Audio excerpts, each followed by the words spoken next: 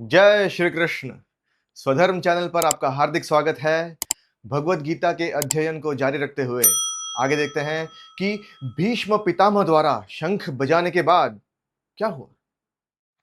ततः शङ्खाश्च भैर्यश्च पणवानकगोमुखाः सहसैवाभ्यहन्यन्त सशब्दस्तु मुलोऽभवत्।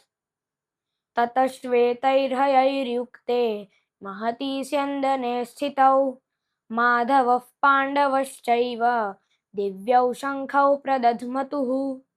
पाञ्चजन्यं हृषीकेशो देवदत्तं धनञ्जयः पौण्ड्रं दध्मौ महाशङ्खं भीमकर्मावृकोदरः।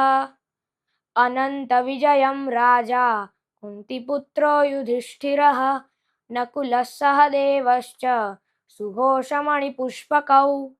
उसके बाद यानी कि भीष्म पितामह द्वारा शंख बजा लेने के बाद अन्य कई शंख, ढोल, नगाड़े, मृदंग, नरसिंहे अपने आप ही एक साथ बड़े जोर से बजने लगे और वो शब्द, वो आवाज, वो नाद बड़ा ही भयंकर हुआ। उसके बाद सफेद घोड़ों से युक्त महान रथ पर स्थित लक्ष्मीपति श्री कृष्ण और अर्जुन ने अपने अपने दिव्य शंखों को बड़े जोर से बजाया। भगवान ऋषिकेश ने अपना शंख पांचजन्य बजाया, अर्जुन ने अपना शंख देवदत्त बजाया और भयंकर कर्म करने वाले वृकोदर भीम ने पौंड्र नामक महाशंख को बड़े जोर से बजाया। कुंती पुत्र राजा युधिष्ठिर ने अपना शंख अनंत विजय बजाया और नकुल और सहदेव ने सुघोष और मणि पुष्पक नामक शंखों को बजाया। भीष्म पितामह ने शंख बजाया था दुर्योधन को खुश करने के लिए, लेकिन ऑब्वियस सी बात है कि जब उन्होंने शंख बजाया तो सबों ने यही सोचा कि ये युद्ध का शंख है और फिर एक साथ कई सारे शंख, ढोल, नगाड़े, नरसिंहे वो सब कुछ बजने लगा एक साथ ही। और ये जब सब कुछ एक साथ बजने लगा तो उसका आवाज बड़ा ही डिस्टर्बिंग था। ऑफ कोर्स लाउड तो था ही, लेकिन बहुत ही डिस्टर्बिंग था। और इसके बाद यानी कि कौरवों की आर्मी ने ये सारा बाजा वगैरह सब बजा लिया, ठीक है। उसके बाद जो श्वेत घोड़ों से खींचा जाने वाला जो महान रथ था, ये महान रथ अर्जुन को स्वयं अग्निदेव ने दिया था। जब खांडव प्रस्थ में आग लगाई गई वहां पर एक राज्य बसाने के लिए, तो अग्निदेव की जो भूख थी कंज्यूम करने की वो शांत हुई और इससे खुश होकर अग्निदेव ने ही वो दिव्य रथ अर्जुन को भेंट दिया था।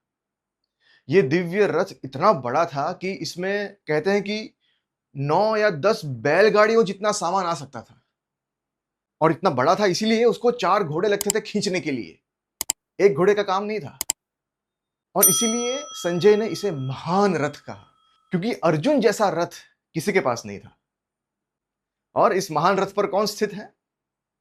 पहले नाम लिया, जी हां, ऋषिकेश भगवान का, और बाद में नाम लिया अर्जुन का। और माधव ने जो शंख बजाया उसका नाम था पांचजन्य।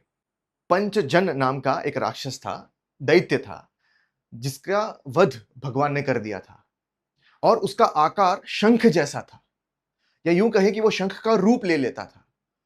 उसका वध करने के बाद उसी को शंख रूप में भगवान ने स्वीकार कर लिया और फिर उस शंख का नाम हुआ पांचजन्य।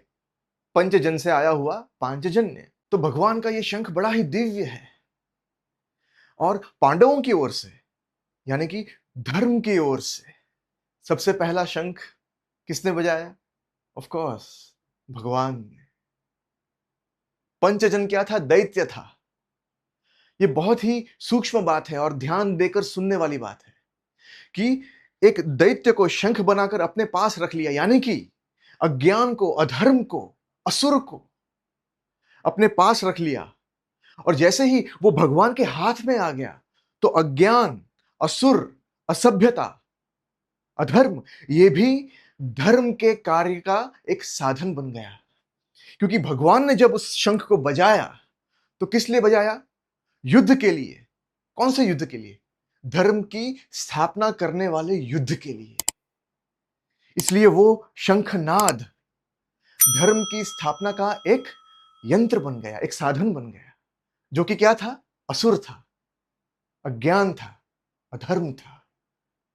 लेकिन वो भगवान के हाथों में आ गया। और कौरवों की ओर से सबसे पहला शंख किसने बजाया? भीष्म पितामह ने, जो कि धर्म जानते थे,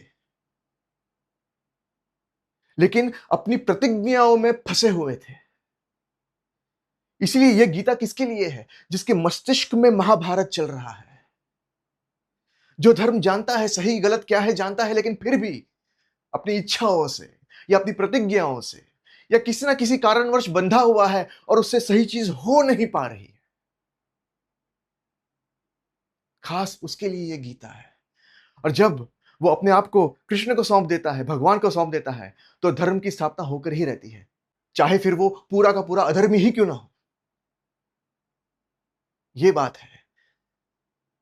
पांचजन्यो ऋषिकेशो, ऋषिकेश यानी जो अपनी इंद्रियों को कंट्रोल करता है, या यूं कहूं कि सारे जीवों की इंद्रियों को भीतर से प्रेरणा देने वाले उसके स्वामी स्वयं भगवान।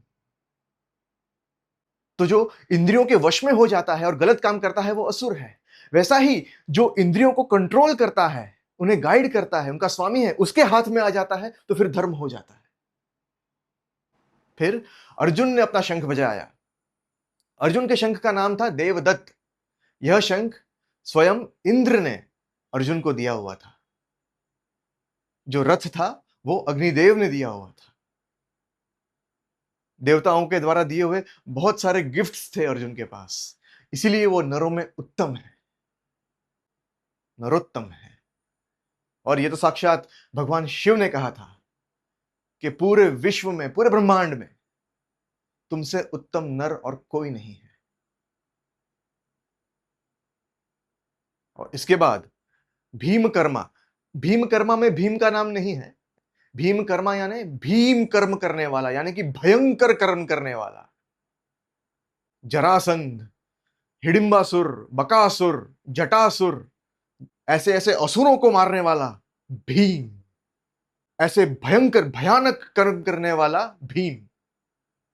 वो कौन है? वो वृकोदर है। वृक यानी कि वुल्फ, वुल्फ जैसा पेट है, यानी कि बहुत बड़ा पेट है, यानी कि बहुत ही खाने वाला बेसिकली। तो जो सब कुछ खा जाता है, जिसके कर्म भयंकर हैं, ऐसे भीम ने अपना शंख बजाया जिसका नाम था पौंड्र, और जिसे महाशंख कहा जाता है क्योंकि वो साइज में भी बहुत ही बड़ा था। जी हां।